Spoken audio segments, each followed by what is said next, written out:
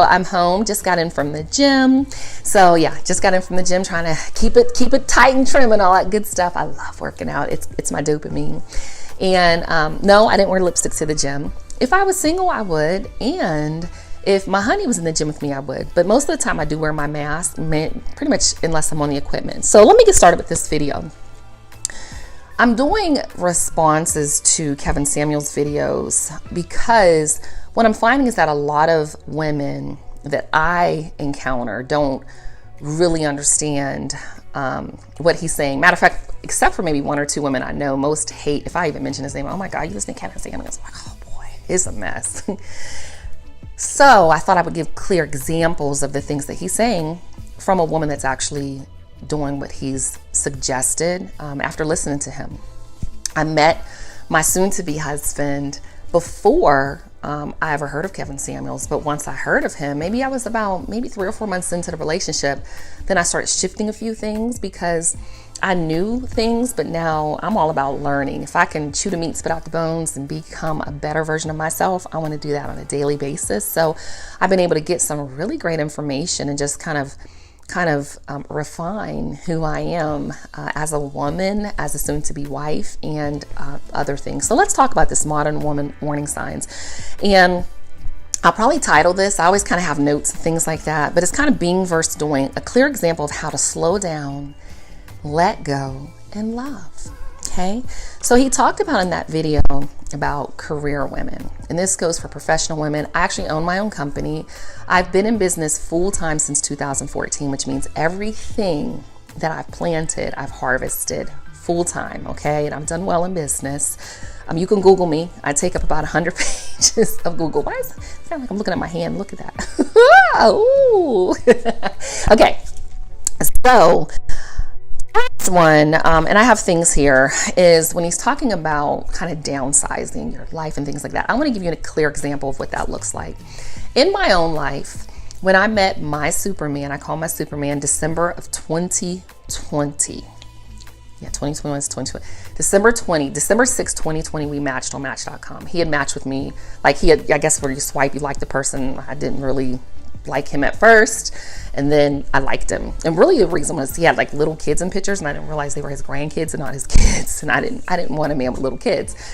But I made a very conscious effort to downsize my life prior really to meeting him. But what that looks like is, I stopped going on like big trips, and not that I don't do big things, but I made a conscious effort to really look at my life and saying, what are things that are necessities? What are my wants and my needs? And what's most important to me?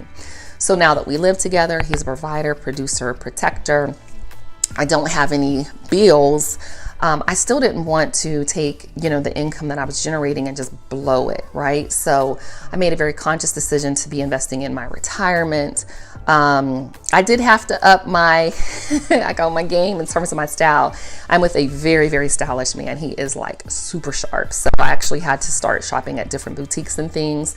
But besides that, I didn't have the same kind of splurges. Now, I don't have an expensive appetite, so I didn't buy a bunch of, Louis Vuitton and things like that. But I like nice cars. I don't know if you all have seen, I have a Tesla, I have a BMW. I like electronics. I have like 5 or 6 Macs. So I have things.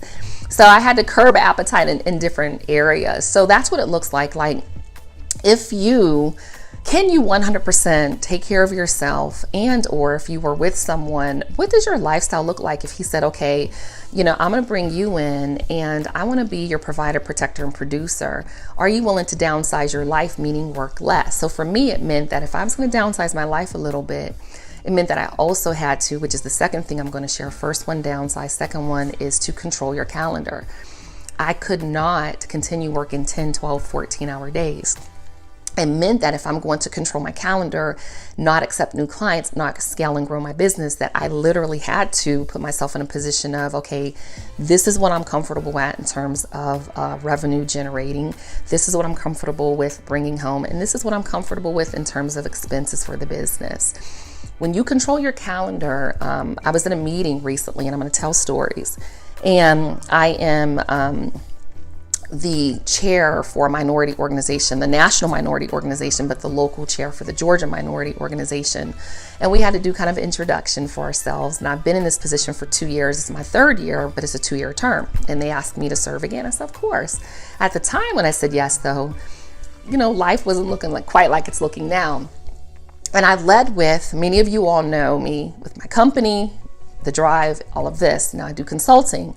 And I told them, but my number one priority now is getting married soon, and it's to be a wife. And I don't have the same availability that I had before. I'm done at 4 p.m. And I was very clear about my calendar. I'm very clear with my clients that I have, and they respect it. Beginning of the year, I said, look, y'all, I'm getting married. This is what it's going to look like moving forward with my company.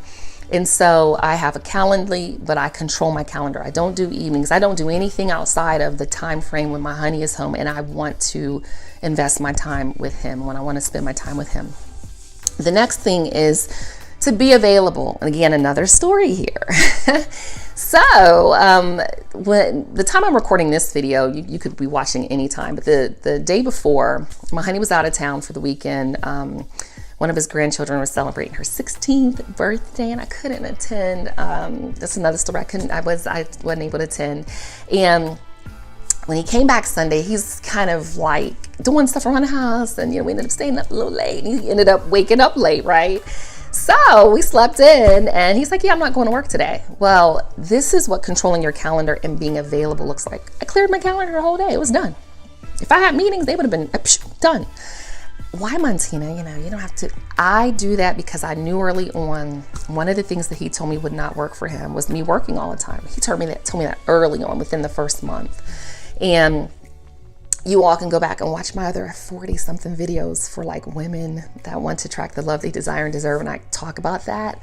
So my calendar was cleared. And I said, we had a blissfully boring day. We had to drop one of our vehicles off at the service center. He pulled into one of our favorite breakfast places. We had breakfast, then we went to Lowe's, and we're walking around, and he likes to do stuff in our backyard and mulch and weeds, and he's doing all those stuff, and he likes to fix stuff and put down towels. So we're looking at towel and things like that. What else we do after that?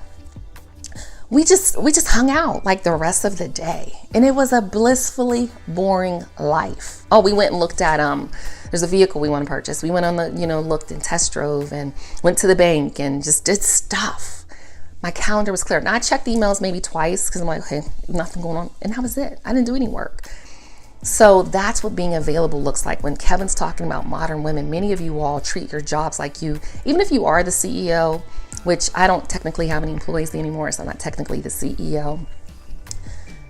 It can't be your everything, because you can have it all, but you can't have it all at the same time. Sis, I don't care what anyone's telling you, whether you black, yellow, white, blue, whatever, because a lot of y'all, I thought this kind of was a black woman issue, but it's not. It's across the board, because y'all should see all the messages I get from all women, white women, anyone. They're y'all, Asian, y'all too, messaging me. Across the board, your job, your business can't be number one. Just men, because they don't want that. They want to be your number one. They want to be your priority. They want to have your praise and admiration and adoration and all of that. Okay. They want your respect. So it's really, really, really, really important. The next thing is here. So this morning, I'm in my gym clothes, and it is, let me look at my watch. It's 11 o'clock. It's 11 a.m. Got my breakfast. After I went to the gym this morning, I went there about 7 a.m. Now, I love going to the gym. And then I decided I wanted to go to Sam's Club to pick up a few things. And I just moseyed on along and around. I don't rush my day. Now, I do have a set calendar for things I need to do in my business for my clients. So when I work, I work. But I just move at my own pace. And that's what it means to just be available. And once you have a provider, protector, producer, and even if I had to pay all the bills, let's just say I had to, it was something where there's a division here. I'm in a position where, no, actually, you know what? I've just been able to lean into my femininity. I've been able to lean in and move a little slower, and life looks very tough. I've just noticed it, even with others that I'm dealing with. So I just wanted to share that. Let me see if there's anything. Oh, and I just say I lead a blissfully boring life. We have a very routine life. He comes home from work. We walk to the mailbox. We talk. We chat. He might go upstairs and wash clothes or watch something on TV, and I might be reading or doing something downstairs, or we're just hanging out. But it is a blissfully boring life. And some people are looking for a whole lot of excitement And relationships just pretty much run like routine, and you make it exciting, okay?